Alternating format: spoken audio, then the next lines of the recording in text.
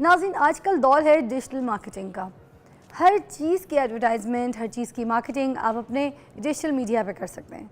अगर किसी ने घर में कोई परांदे बनाए किसी औरत ने और उसके पास इतने ज़राए नहीं है कि वो जाकर जो है वो उसकी मार्केटिंग तरीके से कर सके, तो उसको सिर्फ एक अकाउंट बनाना है, चाहे वो अपने यूट्यूब का अकाउंट हो या फिर अपने कोई सोशल मीडिया में टिकटॉक का अकाउंट हो या इंस्टा का अकाउंट हो। वहाँ पर उसने वो परांदे बना के उसकी तस्वीरें अपलोड करनी, उसकी प्राइसिंग अपलोड करनी और वहीं से उसके वो अकाउंट्स जो है ना के ज़रिए वहाँ से वो सेल होना शुरू हो जाएंगे, उसकी मार्केटिंग होना शुरू हो जाएगी।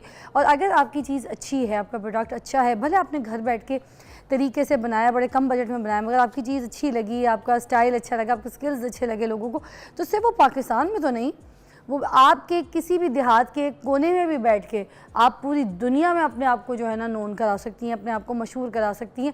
तो ये चीज़ होती है एक्चुअली। वक्त के साथ हम लोग जो है अभी तक अपने आप को एडवांस करना नहीं सीख पा रहे, हमें ये करना पड़ेगा। जब डिजिटल मार्केटिंग का दौर है तो फिर इसका मतलब क्या है? इसका मतलब ये थोड़ी है कि जो हम टिकटॉक पे वीडियोस बना लें या फिर स्लोमो बना लें या फिर हम अपने बच्चों की अपनी कोई भी पिक्चर लगा दें सोशल मीडिया पे, फैमिली पे, और फिर हम कहें हम वायरल नहीं हो रहे, हम ये नहीं।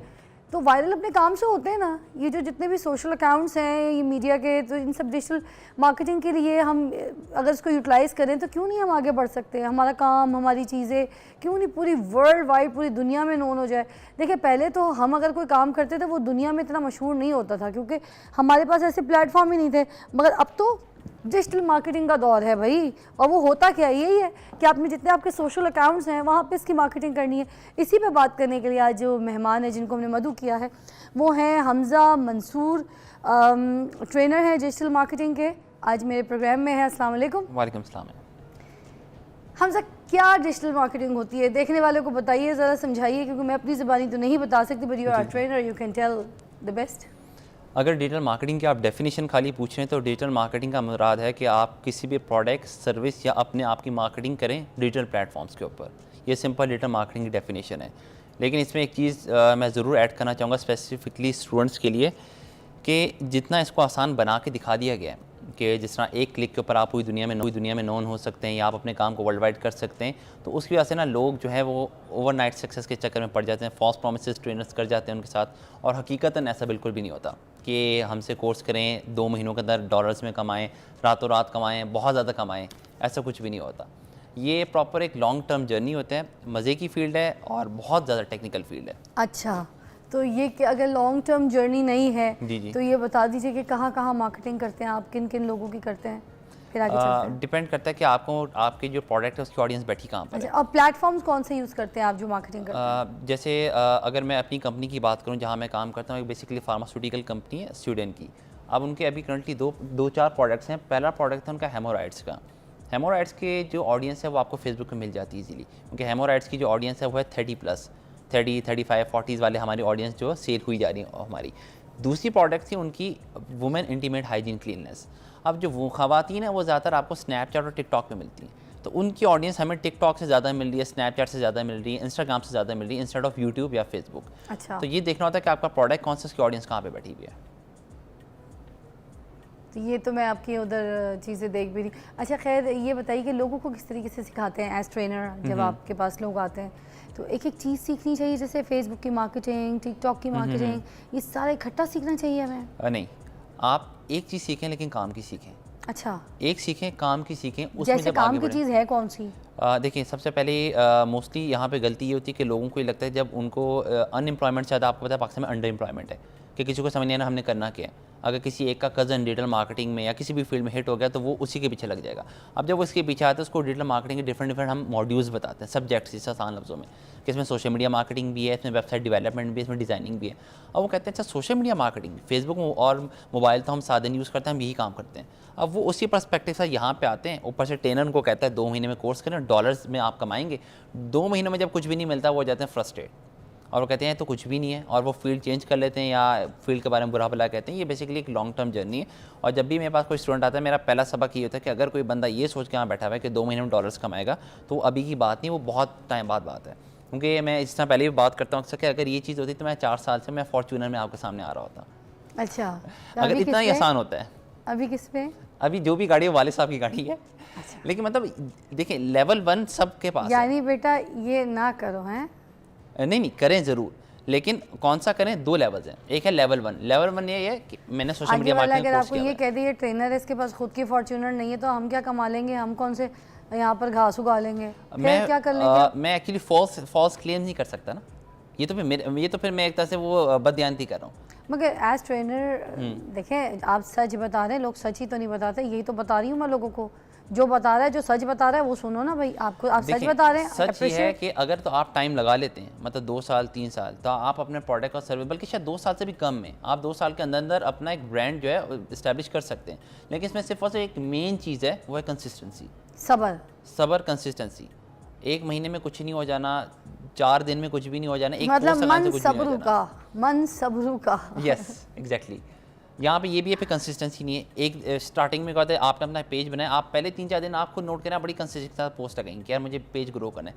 चौथे दिन हम सब जो है एक बर्फ़ के पहाड़ के ऊपर आ जाएंगे कि यार सुस्ती, कर लेंगे, हो जाएगा। जैसे ही वो ब्रेक आना है, आपका फेसबुक का एल्गोरिथम नीचे चला जाएगा, आपका फेसबुक जो है डेड पेजेस में आना स्टार्ट हो जाएगा। फिर फेसबुक आपके पेज को दूसरों के सामने रिकमेंड करेगा ही नहीं, क्योंकि आप फेसबुक के प्लेटफॉर्म को क्या प्रोवाइड करें, कुछ भी नहीं। इरफान जुनेजो का शायद आपने नाम सुना होगा, बहुत बड़ा यूट्यूबर है पाकिस्तान अच्छा। का। उससे सवाल किया गया था जब आपने स्टार्ट किया था 2017 में, आपकी फ्रीक्वेंसी क्या थी पोस्टिंग की, तो उसने कहा था मैंने पहला महीना पूरा 30 के 30 दिन व्लॉग्स डाले थे। अच्छा। फिर दूसरे महीने मैंने एक दिन छोड़कर ऑल्टरनेटिव डेज के ऊपर व्लॉग्स डाले थे। ठीक है। तो जितना भी प्लेटफॉर्म है, चाहे यूट्यूब है, आपका टिकटॉक है, आपका फेसबुक है, इसके ऊपर कम से कम पहले 2 से 3 महीने कंसिस्टेंसी ना तो छोड़ें। आपको लगता है ये जितने भी यूट्यूबर्स हैं, जो बाकी लोग हैं जिनके कहानियाँ दुकान चमक गई हैं, वो बाकियों को सही बताते होंगे?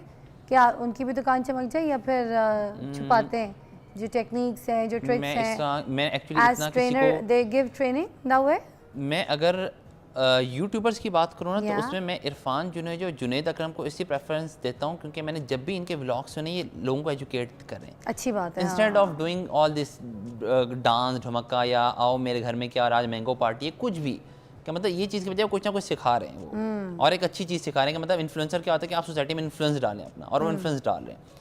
ठीक है, मैं ऑब्वियसली उनके साथ नहीं होता है, मैं उनकी कोई वो नहीं कर सकता, लेकिन एज ए ऑडियंस मगर मेरी बात सुने, लोग एंटरटेनमेंट भी करते हैं ना, मगर एक तरीके की करनी आप करें, चाहिए। आप एंटरटेनमेंट से कोई भी मना नहीं कर रहा। अब देखिए, मैं पढ़ाता हूँ, लेकिन मैं पढ़ाते बच्चों को अच्छा खासा, बीच बीच में कोई इधर उधर की बात करके हंसाना, लेकिन मैं अपना काम पूरा रख के। क्योंकि कुछ ऐसे फैमिली व्लॉग्स भी हैं जो लोग बनाते हैं, चढ़ाते हैं। देखिए, मैं उनको बिल्कुल बुरा नहीं कह रहा, मैं उनको बुरा नहीं कह रहा। बन गए हैं वो लोग, अब ट्रैवलिंग व्लॉग्स दिखाते हैं, पता नहीं क्या क्या इस तरह से। अच्छे छोटे मोरू छोटे है, बच्चे, वो आप बहुत बड़ा देखें, नाम है आपका व्लॉग्स की दुनिया में। वो जो बच्चे हैं, क्या नाम है वहाँ पे, जो छोटे से मुन्ने से जी, जी। काके हैं, क्या नाम था उनका?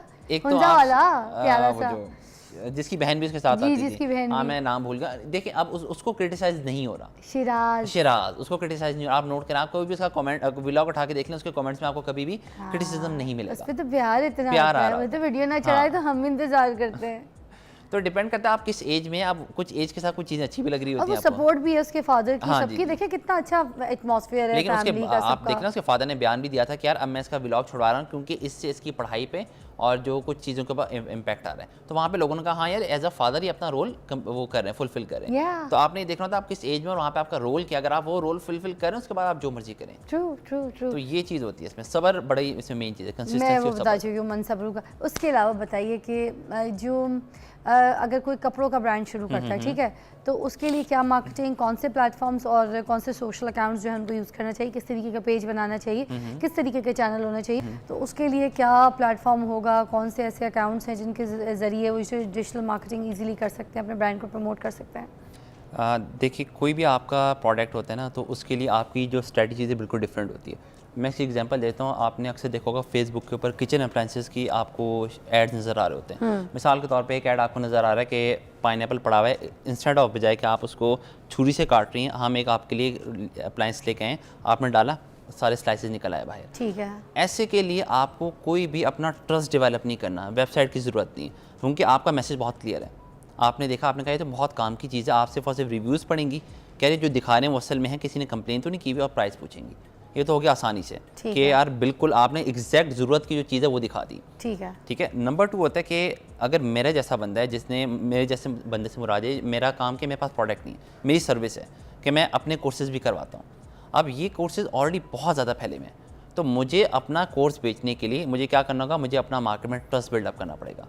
मुझे बताना होगा यार मैं कौन हूँ, मैं कब से काम कर रहा हूँ और आप क्यों मेरे पास हैं। अब यहाँ मुझे यूनिक सेलिंग पॉइंट्स देना बहुत ज़्यादा ज़रूरी है।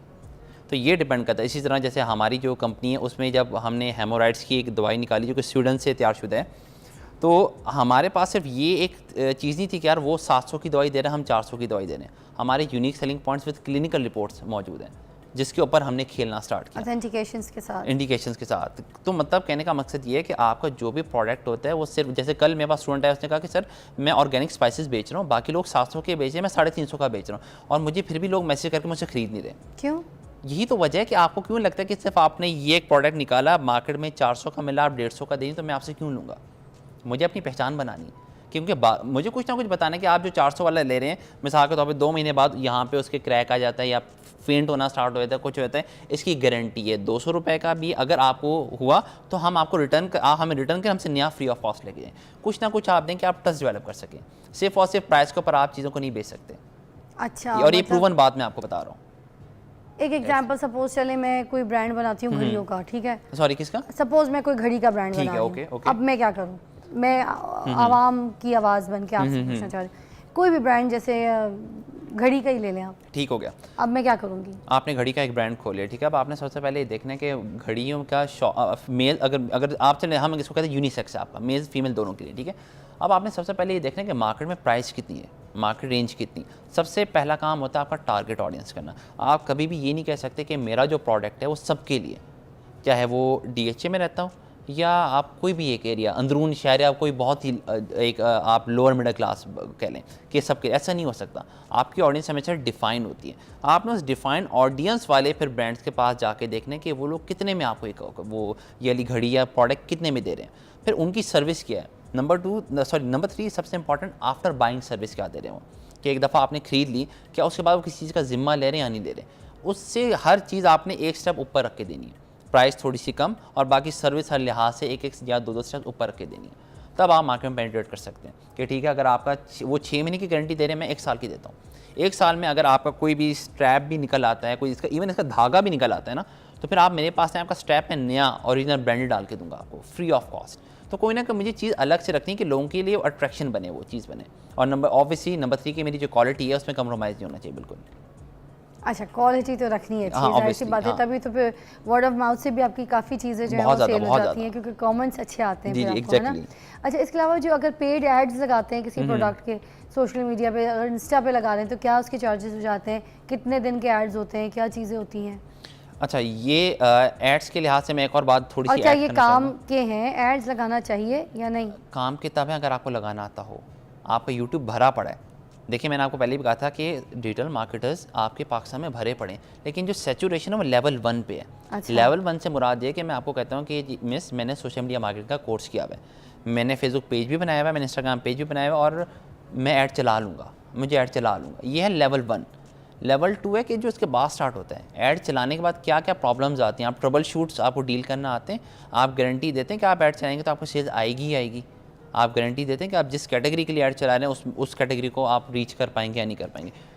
अच्छा, अब जैसे कंपनी से अगर कोई गारंटी जो होती है वो लेनी चाहिए कि अगर कोई 5 लाख रुपए लगा रहा है सपोज, तो उसका पे बैक कितना आएगा?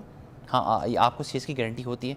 अब मिसाल के तौर पे अगर मैं किसी कंपनी का ऐड चला रहा हूँ और वो आए मेरे पास सेल्स के लिए, तो मैं सिर्फ उसको ये थोड़ी उलझा के रखूँगा कि यार चलें हमजा भाई आप सेल्स को तो देख लेंगे, लेकिन मैं आपकी रीच वहाँ तक ले जाऊँगा। रीच के लिए तो आपको ऐड चलाने की भी ज़रूरत नहीं है। आप ऐड चलाने से पहले जब आप प्राइस एंटर करते हैं तो फेसबुक आपको बता देता है कि जो आप प्राइस पर डे मुझे दे रहे हैं, इसके अंदर मैं आपका ये वाला ऐड एस्टिमेटेड इतने लाख से इतने लाख लोगों को दिखा दूँगा।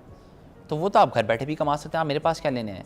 तो अगर आपका पर्पस बहुत क्लियर होना चाहिए ना। देखिए, एक होता है सिंपल मार्केटिंग, एक होती है आपकी ब्रांड मार्केटिंग, कि आप ब्रांड बनाना चाह रहे हैं या सिर्फ आप सेल्स करना चाह रहे हैं। जो मैंने आपको पाइनएप्पल वाली एग्जांपल दी थी, उसमें सिर्फ सेल्स हो रही है। अगर आपने ब्रांड बनाया तो आप डायरेक्ट सेल्स पे नहीं जाएंगे। अच्छा, ये बात भी क्या सच है कि अगर जैसे इंस्टा पे या सोशल मीडिया पे जब हम एड्स लगाते हैं अपने अकाउंट्स के थ्रू, तो वो जो अकाउंट है हमारा, अगर हम ऐड ना लगाएं तो वो फिर स्लो हो जाता है और उसका मोहताज हो जाता है। जो व्यूअर्स हैं, जो फॉलोअर्स हैं, वो सारे के सारे उस ऐड के थ्रू जो हमें फेसबुक या इंस्टा दे रहा होता है, बस वो मिलते हैं। उसके बाद ऑर्गेनिक चीज़ें ख़त्म हो जाती हैं। Is that right? ऑर्गेनिक आपकी तब डेड होती है जब आप कंटेंट डालना छोड़ देते जी, अगर आप कंटेंट डालना छोड़ देना तो आपका पेज ऑटोमेटिकली डेड हो जाएगा, फिर आप सिर्फ और सिर्फ मोहताज हो जाएंगे। कंटेंट भी डाल रहे हैं मगर आप किसी और चीज़ पे पेड प्रमोशन नहीं की भी, तो वो उसको वैसे नहीं उठाएगा, वैसे व्यूज़ नहीं देगा।